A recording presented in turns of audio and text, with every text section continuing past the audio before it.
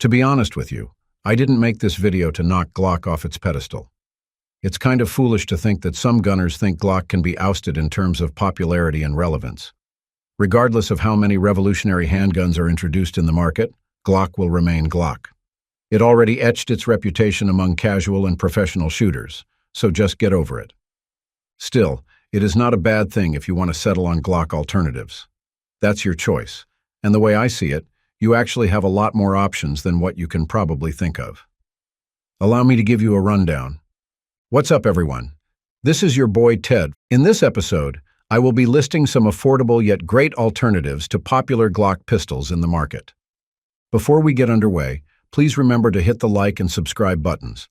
I know it feels like a hassle, but those simple clicks mean a lot for my channel. Now, let's return to the video. SIG P320. Depending on where you buy it, you can get the SIG P320 between $450 to $500. By all means, it's an excellent striker-fired alternative to the Glock 19, primarily because of its ergonomics and trigger. It measures 7.3 inches long, while its barrel is about 4.6 inches long. It also has a similar flush-fit capacity to the Glock 19, which is 15 rounds. Meanwhile, its extended mag gives 2 more shots to the gun. Another similarity it shares with the Glock 19 is its optics-ready compatibility. Well, the modular optics system of Glock is only available on the Generation 5 pistols, so the Glock 19 Gen 5 should be our point of comparison here. The SIG P320 also has interchangeable backstraps that let you find the perfect fit for your hand size and a Picatinny rail for attaching accessories. As I mentioned, the trigger of the P320 is a lot better than the Glock 19. In particular, it's a flat-faced trigger that features a cleaner and more consistent break.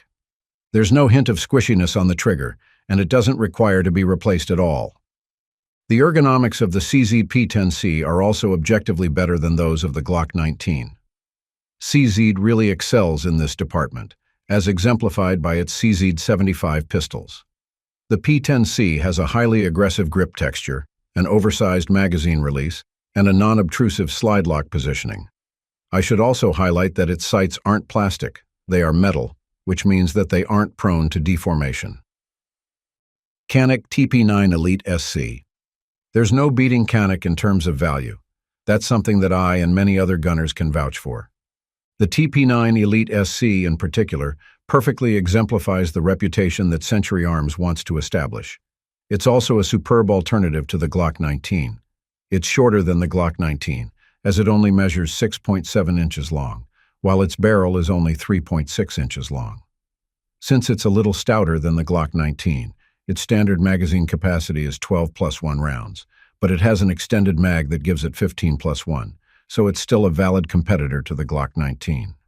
It's also tempting to pick the Canik TP9 Elite SC over the Glock 19.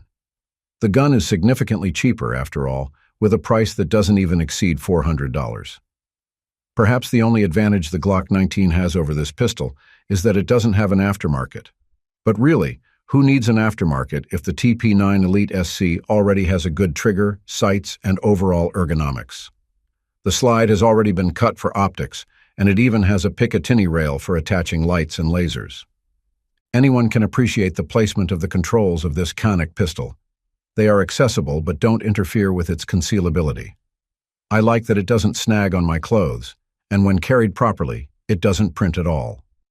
Its trigger, by the way, is objectively better than the old generations of Glock 19, though I am not that particularly sure if we are going to compare it with the trigger of a Gen 5 Glock 19.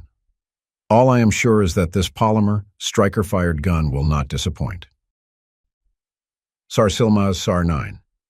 You might not have heard about the Sarsilmaz SR-9, but it's a pistol really worth checking out. The gun's retail price is around $400, but depending on where you get it, it could be lower than that. One of the striking aspects of the SAR-9 is that it was the winner of the Turkish Army trial, effectively beating other handguns that came from the United States, Germany, and Austria. Am I overhyping this pistol? Not really. But facts are facts, and the SAR-9 being a hand-picked pistol of the Turkish Army isn't something you can brush off.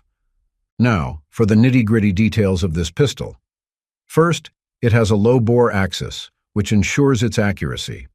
It's much lower than the Glock 17, so that's already 1 for SR9 and 0 for Glock 17. It also flaunts interchangeable backstraps to accommodate different hand sizes, and the grip side plates feel nice to the hands. Its sights are steel, contrary to plastic, so that's another point of the SAR9. But notably, its front sight is patterned to the front post style of Glock, while the notched rear is Novak style. However, the one feature of the SAR9 that captured my attention is its thumb safety. Let that sink in. How many polymer striker-fired pistols can you name that have a thumb safety? Well, the M&P series of Smith & Wesson has this feature, but it's not standard. It's just optional, so the SAR9 has a lot of good things going for it. Canik TP9SF. Hey, this is another Canik, and perhaps that already tells you about the value and performance of Century Arms pistols. The Canik TP9S is a 9mm striker-fired pistol based on the TP9 platform. It weighs less than 2 pounds and has a 4.46-inch barrel. Its standard capacity is 16+1 rounds, which is close to the standard 17+1 capacity of the Glock 17. The TP9SF has some features that make it a more high-value option than the Glock 17.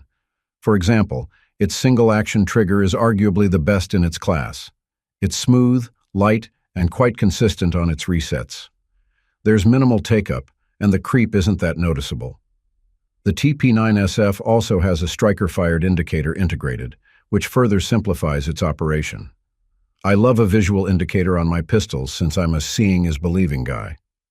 On the front of the pistol, there's a Picatinny rail that gives real estate for customizing the gun. If you want to keep the cost to a minimum, you may no longer need to toss lasers or lights on the rail. But if you want to take advantage of this platform, feel free to do so. There's an accessory rail on the Glock 17, but it's somehow proprietary rather than being an actual 1913 Picatinny rail.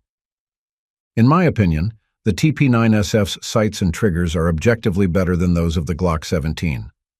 The Warren tactical sights are phenomenal at giving accurate target pictures, and the flat-face trigger is considerably better than the stock triggers of not only Glock, but also CZ and H&K. Another popular Glock is the Glock 43X. In particular, it's one of the top sellers in the micro-compact. Essentially, it's a double-stack pistol that maintains the key qualities of Gen 5 Glock pistols. Well, if you think that it's too mainstream, there are great alternatives you should check out.